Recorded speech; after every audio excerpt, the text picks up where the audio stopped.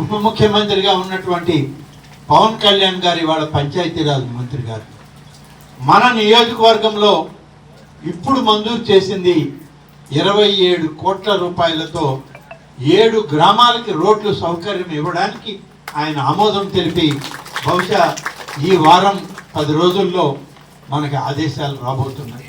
టెండర్లు పెట్టి రోడ్లు వేస్తాం. దాదాపు 27 కోట్ల రూపాయలు ఒక్క నియోజకవర్గంలో ఆలోచించండి అని చెప్పి మనం చేస్తాం.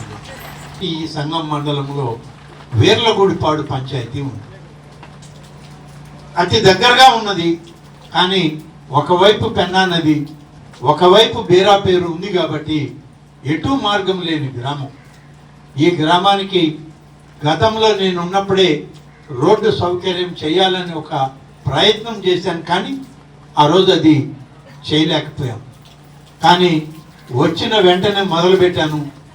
ఈ సంవత్సరం 3 మాసాలు పూర్తయ్యేసరికి వేర్లగూడిపాడికి 25 కోట్ల రూపాయలతో దాన్ని బ్రిడ్జి నిర్మాణం చేసి సంగం మండలానికి అనుసంధానం చేయడానికి గౌరవనీయులైనటువంటి మన ఉప ముఖ్యమంత్రి పవన్ కళ్యాణ్ గారు నిధులు మంజూరు చేస్తున్నానని చెప్పి హామీ ఇచ్చి ఇవాళ ఉదయం నేను బయలుదేరేటప్పుడే ఆయన సమాచారం కూడా నాకు పంపడం జరిగింది.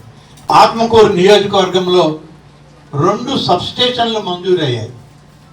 మన నియోజకవర్గానికి ఈ యొక్క కరెంటు లో పవర్ రావడం, మోటార్లు కాలిపోవడం, ట్రాన్స్ఫార్మర్లు కాలిపోవడం ఇటువంటి పద్ధతి లేకుండా ఎక్కడికక్కడ సబ్స్టేషన్లు పెట్టి మంచి ట్రాన్స్ఫార్మర్లు పెడితే రైతాంగానికి ఉపయోగం ఉంటుంది అని చెప్పి మనం అడిగినప్పుడు ఈ మండలంలో అన్నారెడ్డిపాలెంలో ఒక సబ్స్టేషన్ మంజూరైంది.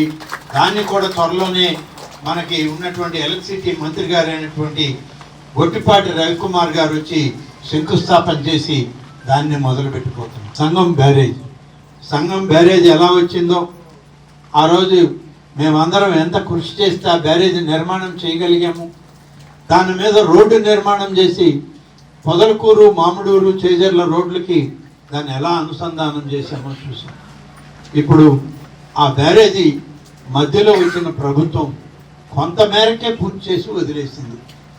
వాస్తవానికైతే అవాళ మనం పెట్టిన ప్రణాళిక సంగం బ్యారేజీ రోడ్డుని నేరుగా మన ఈ జాతీయ రహదారికి కలపాలి. కానీ దాన్ని అక్కడికి ఆపేసి సంగం గ్రామంలోకి ఆ రోడ్డు మళ్ళీ పోయే విధంగా తయారు చేశారు. కానీ ఆ రోడ్డు నిర్మాణానికి నిధులు కావాలని కోరాం. దానికి కూడా నిధులు ఇవ్వడానికి ప్రభుత్వం ఇప్పటికే ఒక ప్రణాళిక తయారు చేసింది. మరి ఈ సంవత్సరం లేకపోతే రేపు రాబోయేటువంటి కొత్త మార్చి సంవత్సరం నుంచైనా ఆ నిధులు సమకూర్చుకొని రోడ్డు నిర్మాణం చేసుకోగలిగితే పూర్తి స్థాయిలో ఆ బ్యారేజ్ రోడ్డు ఇటు సంగం, అటు పొదలకూరు, అటు చేజర్ల 3 మండలాల మధ్య అది ఒక మంచి రహదారి ఏర్పడేటువంటి అవకాశం ఉంది.